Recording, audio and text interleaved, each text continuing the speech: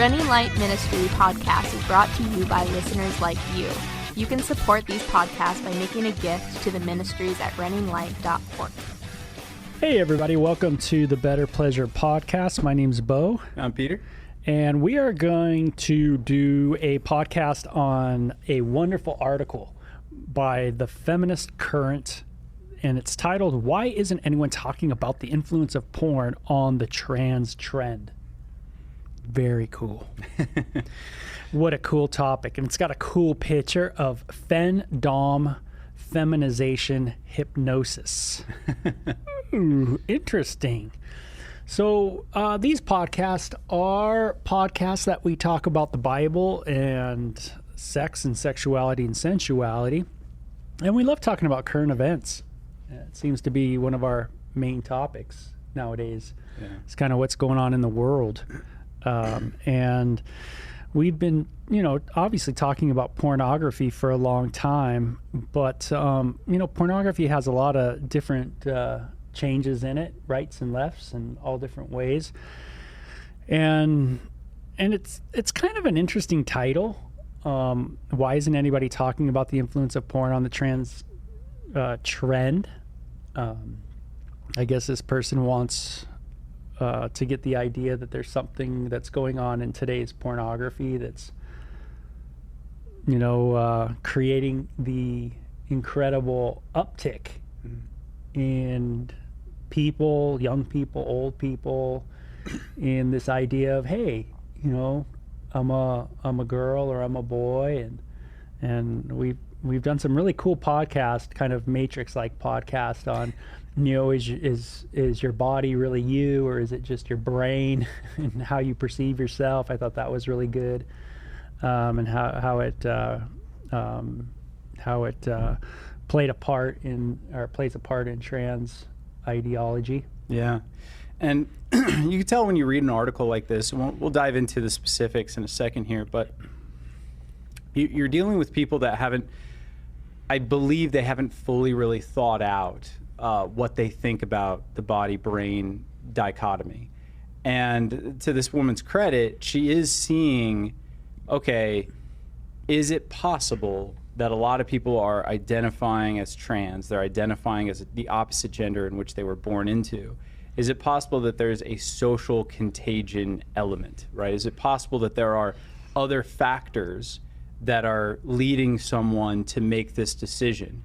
But she isn't willing to fully throw out the idea that there aren't people out there that are legitimately gender dysphoric. So she's not saying that, well, everybody is influenced by something and that's what's making them make this decision, and it's always wrong, and your body is a composite of, yourself is a composite of spirit and body, and therefore whatever your given sexual identity is, namely your biological sex, that is the gender expression that you are obligated to express within your own life, right? That's what God has intended for you to express within your own life.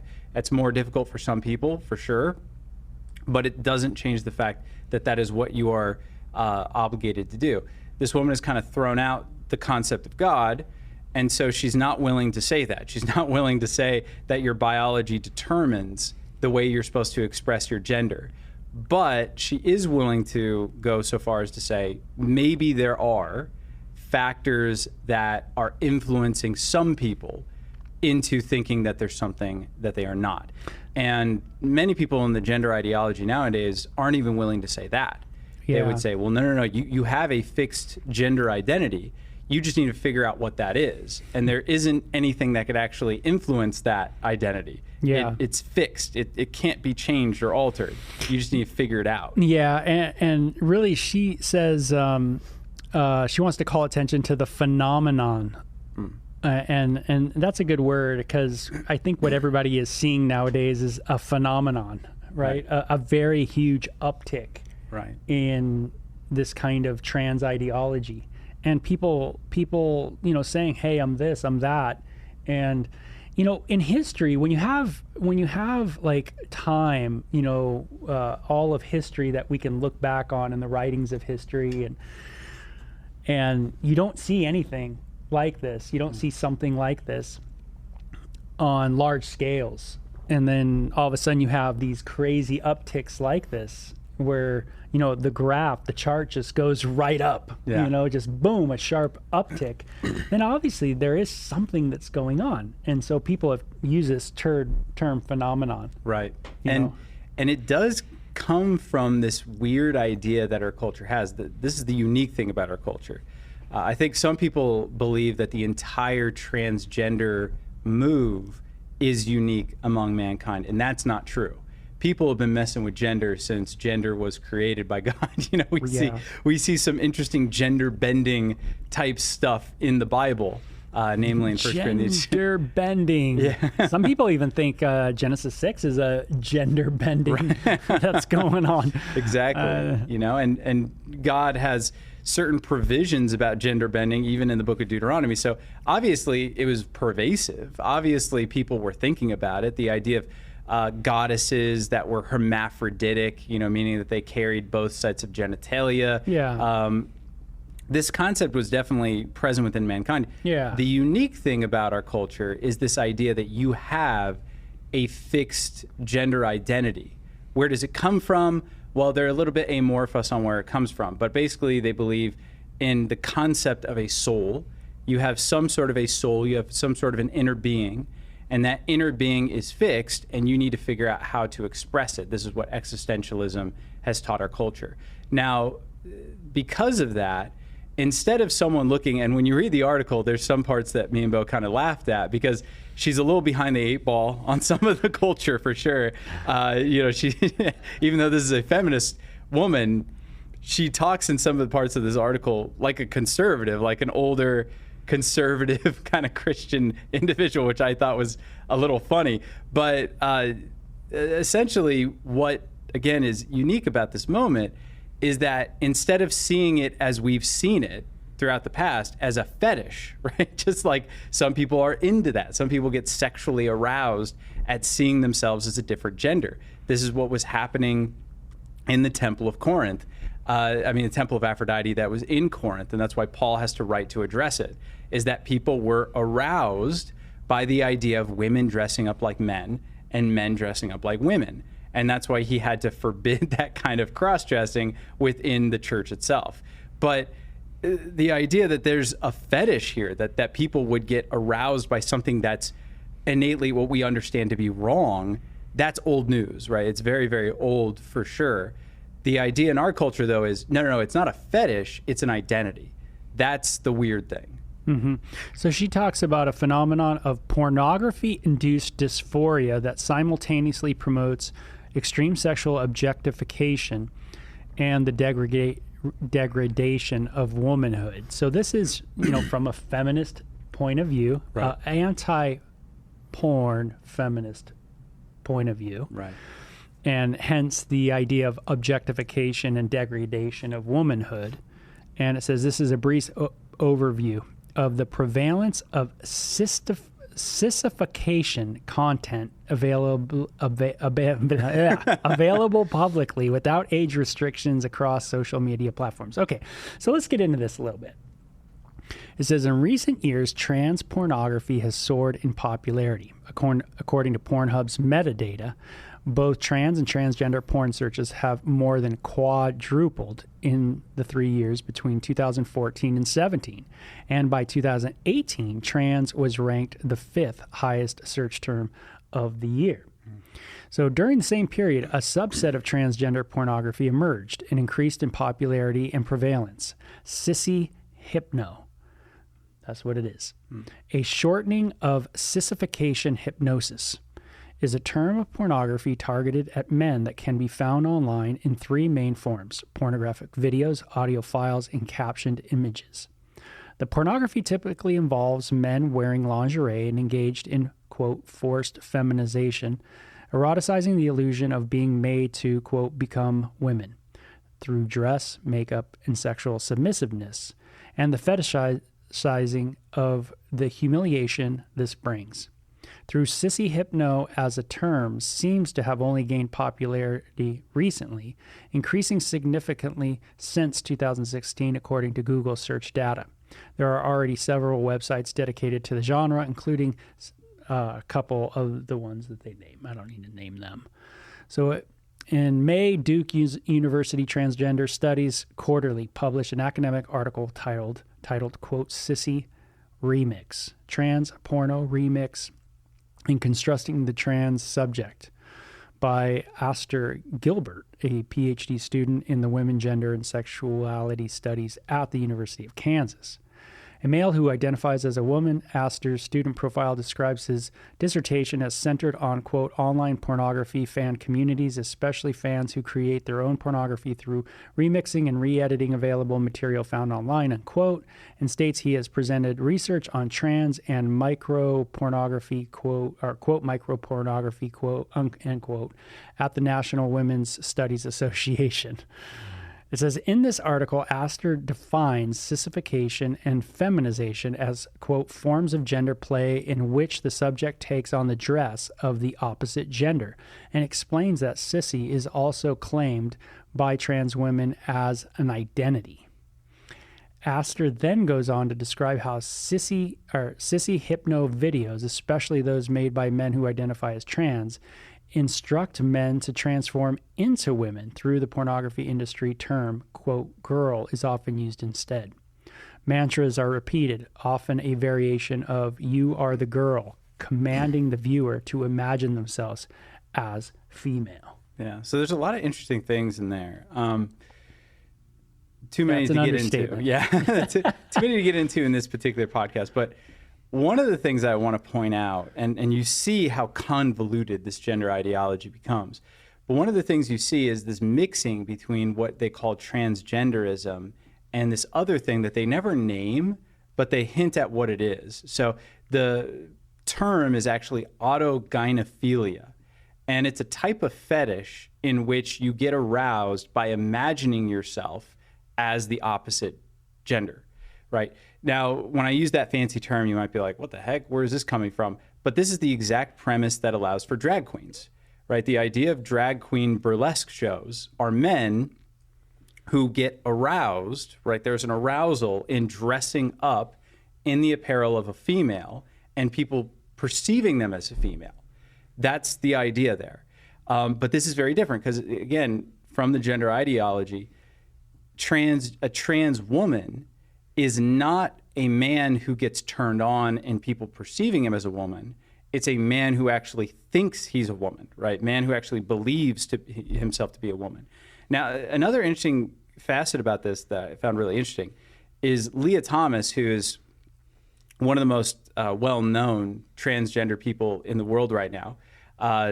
Some of you may not know the name, but he is a man who is ranked about 400th in the collegiate swimming circuit, and he goes to the University of Penn State. He transitioned to be a woman and now is the top female swimmer ever, right? He has annihilated in the world. He has annihilated Olympic records held by women for years after, again, being 400th as a male. Now, his teammate, a woman named Riley Gaines, did some research on him, and she found that he is into autogynephilia.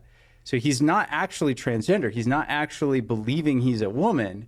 He is sexually aroused by other people seeing him as a woman.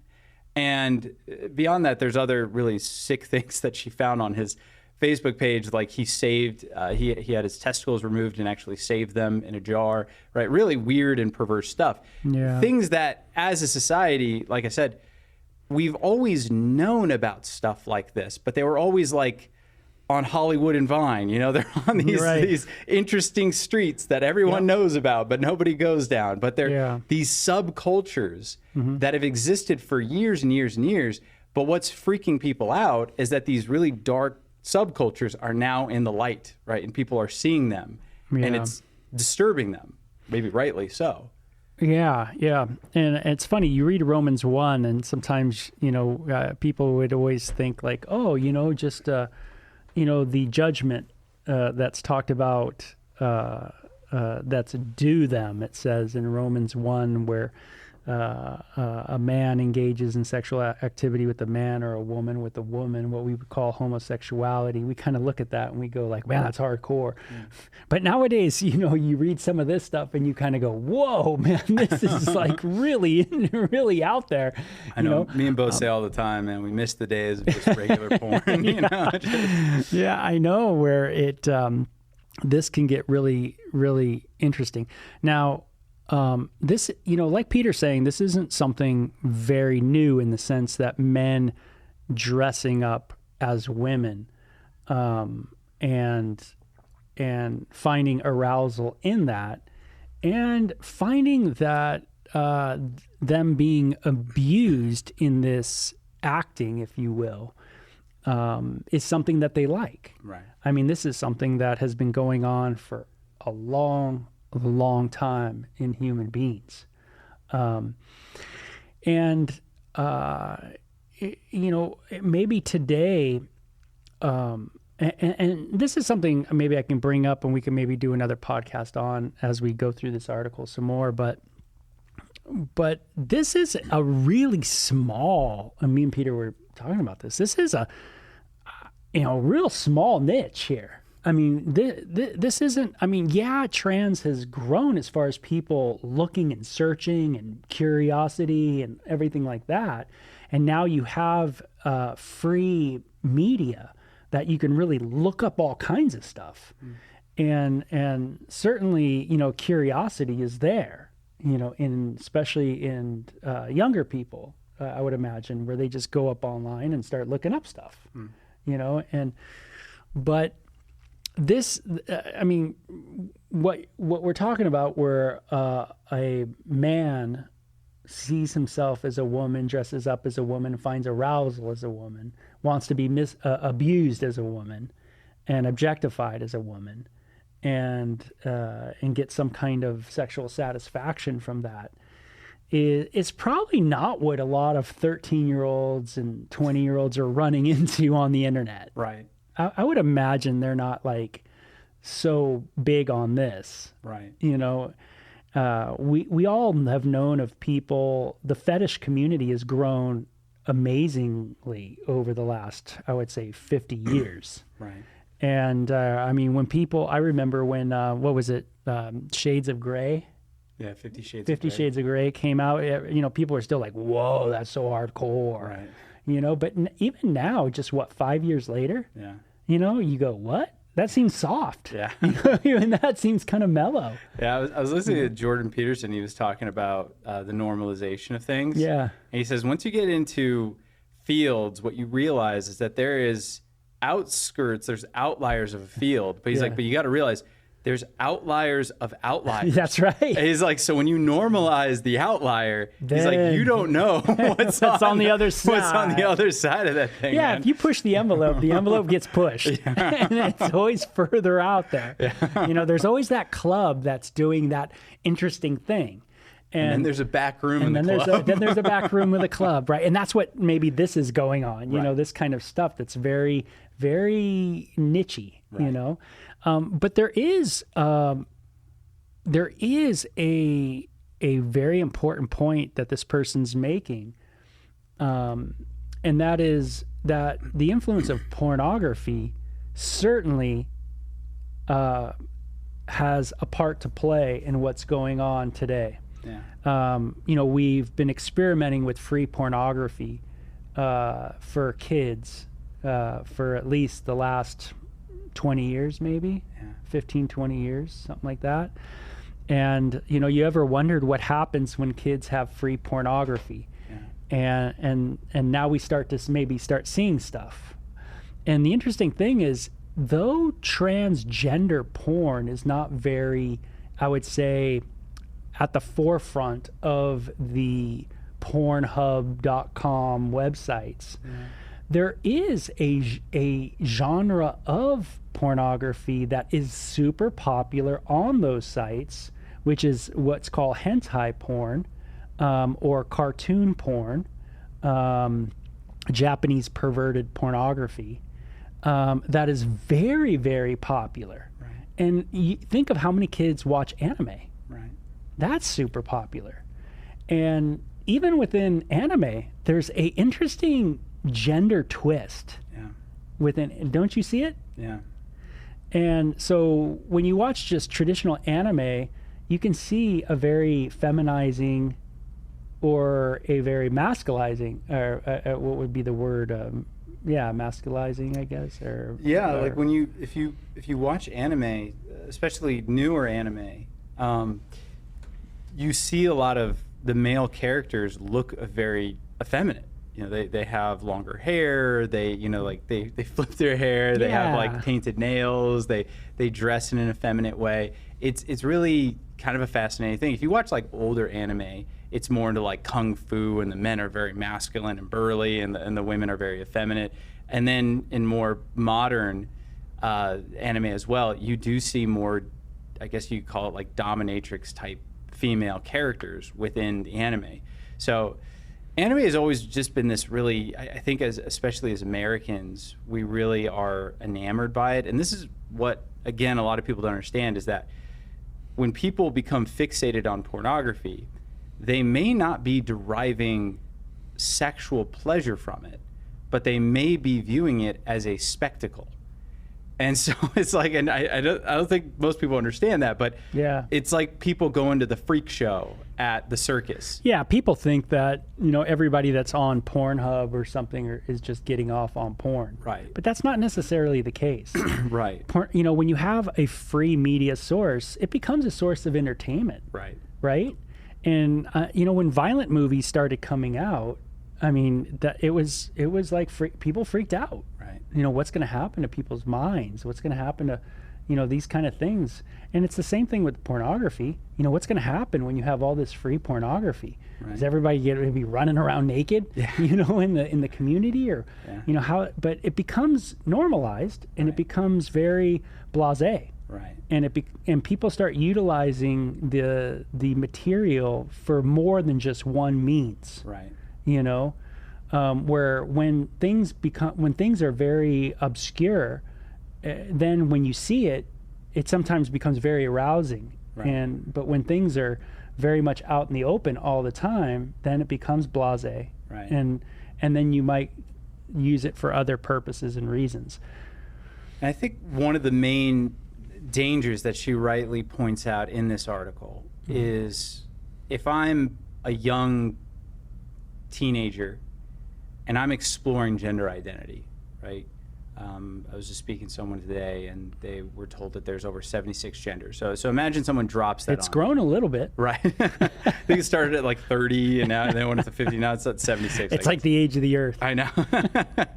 There's a new one every day. That's right. So again, imagine hearing that from a trusted source when you're a teenager, someone telling you that there's 76 genders, you got to figure out which one you are. I mean, wouldn't the most likely thing you would do is Google it? Just say like, hey, type in gender bending, kind of like sissification, and watching videos to see, is this me? Does this resonate in some way? Yeah. And what the gender ideology doesn't understand, and what this woman does understand, is that if you can be convinced, if you could be manipulated into believing something, if that's possible, then if you're exposed to stuff like this, you might start questioning what you actually are. So if you did have a 12-year-old and they came across this pornography, which what was really most disturbing about it to me is, you may have noticed that Beau called it sissy hypno porn. The hypnotic aspect of the porn is that it's not that it like has weird images or something like that. I mean, it does have weird images, but it has like a track, like an audio file that's playing on a loop as you're watching it, saying things like, you are a woman, like over and over again. Because that's what's the supposedly arousal part of the pornography. Right. Is that idea that I'm a man, but I'm a woman. Right. Kind of thing. So you're not just viewing it, but you're like subliminally starting to believe that you are. Yeah. And then you're acting it out. So if she's right, which we as Christians believe, right? We believe that the heart of man is depraved. And because the heart of man is depraved, we have something called a will, and we can will ourselves into or out of sinful inclinations and behaviors. Mm-hmm. So if I am in this state where I'm like, oh, I'm this free-floating agent, and I don't really have a fixed. I mean, I have a fixed gender identity. I just don't know what it is. I'm trying to figure out what it is. What we would say is, no, you actually don't have a fixed gender identity. You have a way that you ought to express your gender. You have a moral obligation to God in the way that you act out your gender, but you don't actually have a fixed identity that you can discover, and then your life will just kind of open up like a flower. That doesn't exist. But if you believe that way and you start searching things out, it might provide a lot of confusion for someone. Yeah, well, think of it this way: if your search for identity is in 2023, you might only have a certain bag to dip your hand in and choose from. Right. There might be so many names in that bag, and you pull up one and you go, oh, I'm Sissy Hypno, and I'm going to check that out, or I'm this identity or that identity, or but maybe in 2028 that bag might be filled with another 100 different. Meaning, as you grow, as your mental imagination right. grows, right. You have more potential to experience and delve into. Right. And so, today kids have more cartoons, than the Bugs Bunny, Donald Duck that I was raised on, where you really only had it seemed like 5 characters, right. And that was pretty much it. Right. Where today they have a plethora right. of characters they can get onto. Right. And it opens up their mind to different things. Right. And so, art, you talk a lot about art. And in a sense, this is all some weird art, right. And it's an expression right. Of people's minds. Right. And again, this is another thing that people don't understand, because some people might recoil a little and say, well, porn isn't art. Well, it's a degraded art, but it isn't art. Yeah. It is expressing experience. Yeah. Right. It's a lie. And right? You look at it and you would say it's a lie in the sense that it's portraying sexuality in a way that's manipulated or distorted from what God intends. Right. It's a distortion of something that's good, but it is a representation of real experiences that someone can have. And they can have it vicariously, meaning they could have it through pure voyeurism in porn, or they can actually act it out in their own personal lives and experience it that way. But it is an art form, and therefore it can move people, and it does move people. Yeah. Well, we have whole sports. You think, I know this might be going a little out there, but you think of like cheerleading, or you think of these kind of things, and people might go, what? How can that be porn? Well, I'm not saying it is pornography. Right. But what I'm saying is that, we have to be real. I mean, when you look at cheerleaders. What's the intent? Yeah. Right? So the definition of a porn is something that exists only for the sake of arousal. Yeah, primary right? purpose. Right. So what is the cheerleading's primary purpose, right? That's right. Were people in the stands just not getting into it until the pom-poms start going? There's an obvious reason as to why the cheerleaders look like they do. Yeah. So there's a lot. There's a lot that when you start, when we start kind of tearing down or peeling the onion, we start seeing that this gets a little closer to home than we'd like to think about.